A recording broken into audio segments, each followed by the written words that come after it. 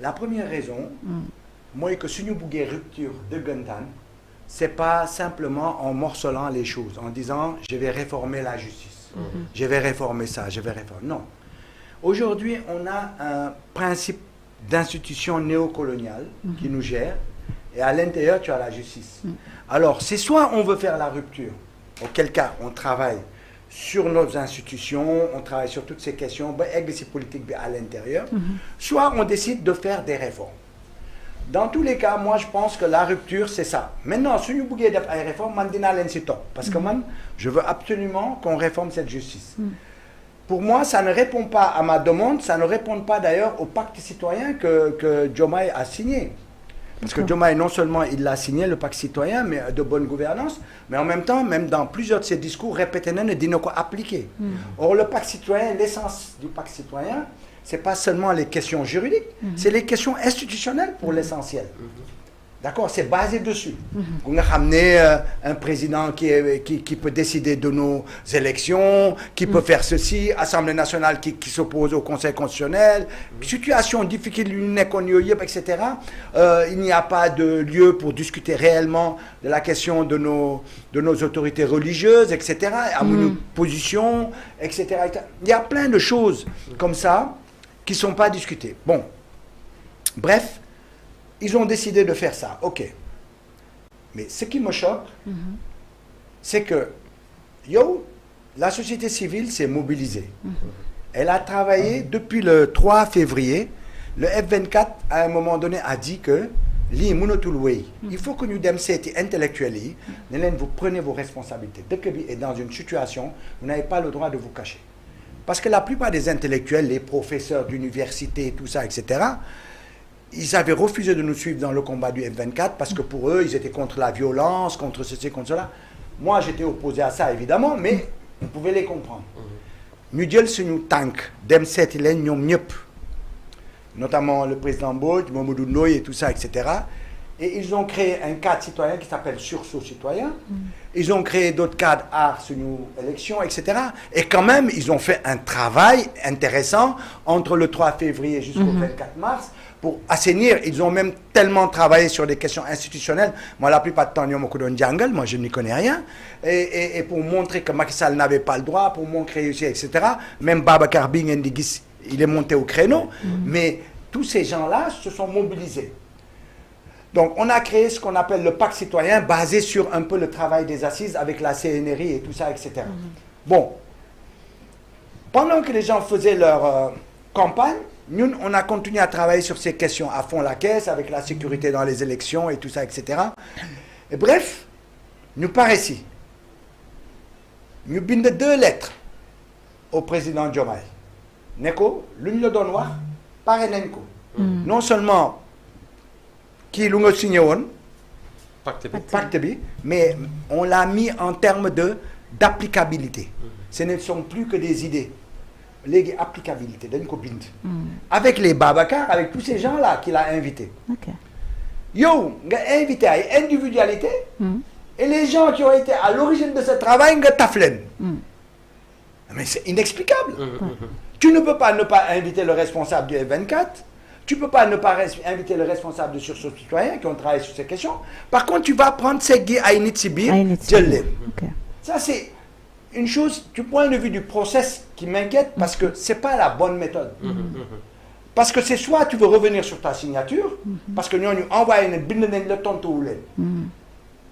Dans l'après-midi, là, en venant tout de suite, là, en arrêtant le taxi, on m'a dit que le F24 venait de recevoir sa convocation. Donc ils ont rectifié sur ce plan-là pour Mbodj. Mais pour Ndoye, ils ne l'ont pas respecté, le sursaut citoyen. Mais il faut que nous sachions ce qu'on veut. Je trouve que c'est populiste, cette démarche. Ce n'est pas la bonne démarche. Parce que si tu as envie d'avoir le point de vue, par exemple, des gens qui ont été prisonniers, mais tu n'as pas à nous prendre la ribambelle de prisonniers. Dans ce cas-là, pourquoi ne pas prendre les 1700 prisonniers, mettez-les autour de la table, réunis-les, tu les réunis, tu les connais.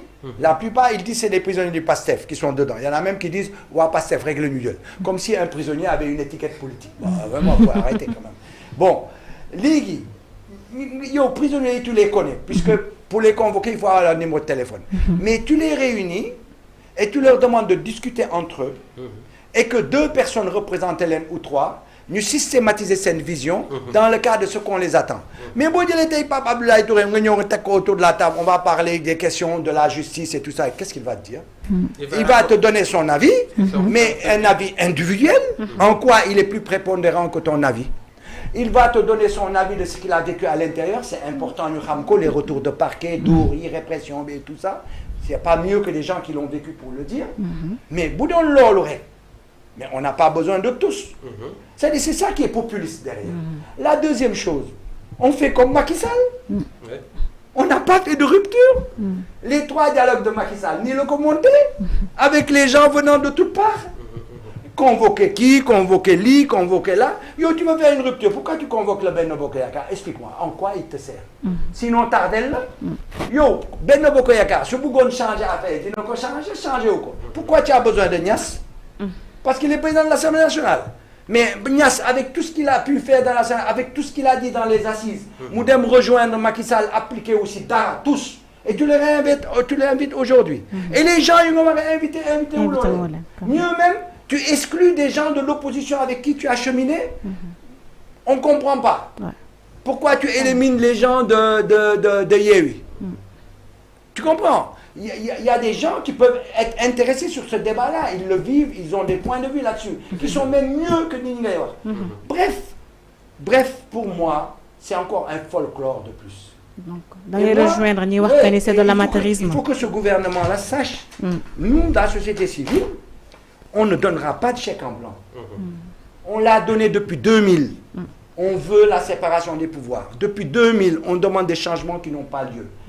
Ce gouvernement-là, on ne va pas rester assis comme on a été assis avec Macky Sall. Nous devons continuer le rapport, s'asseoir comme des petits-enfants. 2013, nous devons continuer le rapport. 2014, nous dara. 2015, nous dara. 2016, nous devons référendum. On était là comme des perdus.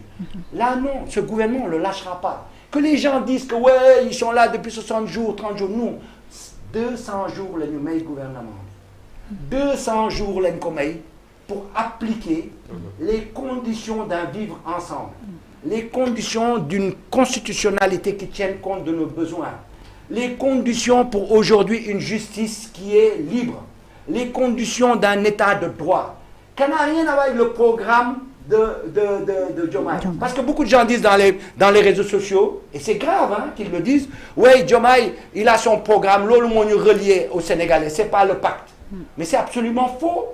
Parce que le pacte, c'est un vivre ensemble. C'est à partir d'un vivre ensemble qu'il y a un programme. Il l'a dit que de co-signer. On n'a pas mis le couteau sous la gorge à Diomaye, ils m'ont co-signé. Donc s'il ne l'applique pas aujourd'hui, il sera comme Macky Sall. Et puis les militants du PASTEF qui disent que ça, c'est pas important, c'était un leurre pour pouvoir gagner. C'est une honte de parler comme ça. C'est une honte. Les gens doivent tenir leur parole. Donc nous, on sera intransigeants. On ne donnera pas de chèque en blanc à ce gouvernement. Il a le loisir d'organiser. Nous, on a le loisir de critiquer. Et on a le loisir d'être vigilant. Ce qu'on fait dans les 200 jours, approuvé. Ce qu'on fait, on va se battre parce qu'on en a marre. On veut aujourd'hui une constitution qui nous ressemble. On veut une justice qui soit séparée des politiques. Parce que chaque fois, les politiques, quand ils sont au pouvoir, ils utilisent la justice pour écraser ceux qui ne sont pas au pouvoir. Les lolos, ça va cesser. C'est ça que je veux dire par rapport au... Mais sur le peut-être que les Nigérians sont dans la justice, qu'il y ait une séparation du pouvoir, exécutif avec les judiciaire, notamment peut-être fonctionnement du Conseil supérieur de la magistrature. Je pense que est-ce que régler le problème, nous inviter tout un tas de personnes avec des dépenses qui effectuent l'État, avec la situation de aussi. Est-ce que... C'est un folklore, c'est ce que tu me rejoins. Tu aurais invité les professeurs d'université, les responsables qui ont travaillé sur ces questions. On a, dans le pacte citoyen, pendant tout le mois de Ramadan, on était à l'hôtel, pendant tout le mois de Ramadan, on était à l'hôtel Radisson. Nous avons fait une location tous les après-midi de 14h à 19h. C'était ouvert. C'était l'expression plurielle ouverte. Même Babacar Mi dit modéré, il est venu simplement en tant qu'intervenant. facilitateur. moo nekk facilitateur mais moom intervenant la woon Adama Gueye intervenant ñoom ñëpp ay intervenant nit yu nga xam ne organiser yooyu yëpp le président Ndoye nga xam ne toutes les systématisations ont été faites et cetera avec la magistrate Dior qu'on a invité ñoom ñoo nekkoon à l'origine de ce travail là donc ñooñu on a travaillé maintenant il fallait prendre ces gens-là prendre quelques personnes qui ont vécu la justice, etc., comme nous me l'avons dit, mais arrêtez de nous inviter tout le monde. Pourquoi? Mais Khana, tu as peur. Pourquoi tu as besoin d'inviter les gens de Benno Bokk Yakaar pour changer les choses? On a une vision. On a vécu des choses. On veut les changer. Mais pourquoi tu l'élargis? Ils sont 266 ou 280 personnes. Tu vas faire quoi avec ça? Non, mais il faut qu'on cesse un peu. Il y a du populisme dans l'affaire et il y a une démarche qui est incompréhensible. J'espère simplement que ce dialogue ne va pas être le énième dialogue qu'on va foutre à la poubelle. Parce que nous, on leur donne 200 jours. Hein.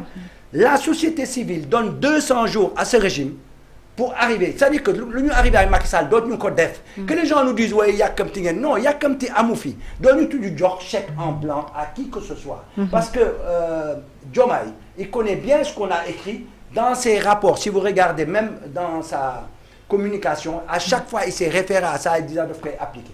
Donc les gens là qui sont à l'origine, et en plus, là où je te dis, il y a une forme de, pas de mépris quoi, mais pas sérieux quoi. C'est-à-dire, yo, des gens ont travaillé là-dessus pendant 4 mois. Yo, boy, organiser sa discussion, mais tu les mais yo, on a fait ça, erreur de communication, de convoquer n'importe qui, gars attaquer en 24 heures, de reculer à 100 à l'heure, de dire non, du papier, ça montre de l'impréparation et ça montre aussi que tu n'as pas voulu travailler de façon ouverte. Il faut que le gouvernement sache, ils ne vont pas réinventer la pluie. Il faut travailler ouvertement avec les gens pour que nous avancions. Affaire, c'est pas man rek maay décidé ou le man. Non, yo y a décidé parce que yo l'enu élire. Mais quand même ouvre-toi dans la démarche de discussion que est-ce que war n'est que dans le CSM ou pas, le président ou pas, war ou pas, le conseil supérieur, etc. C'est des discussions. À la limite, on peut être d'accord ou ne pas être d'accord. C'est des aspects du débat. Mais ouvre-toi au débat, ouvre-toi aux échanges et montre que la société civile faille dans le moko parce que Defna fi liguey dans l'entre-deux tours qui t'a emmené au pouvoir quand même. C'est important. Alors, Moussa, intervenez par rapport à l'assise de la justice.